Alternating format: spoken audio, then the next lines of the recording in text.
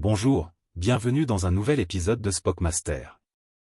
Aujourd'hui, nous plongeons dans la perception de l'Iran concernant la chute de Bachar al-Assad en Syrie et comment cela affecte le pouvoir régional de l'Iran, en particulier contre Israël.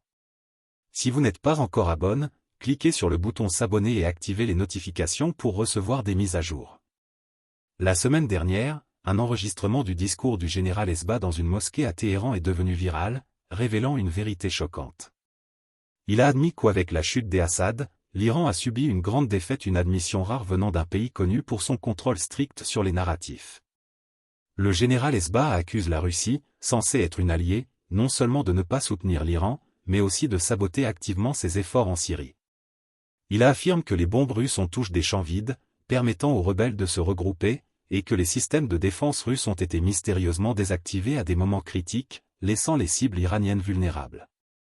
Cette trahison de la part de la Russie soulevait de sérieuses questions sur l'avenir de la coopération Iran-Russie.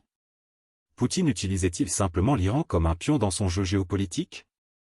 L'Iran, qui comptait autrefois sur le soutien russe pour contrebalancer les influences des États-Unis et d'Israël, se retrouve de plus en plus isolé.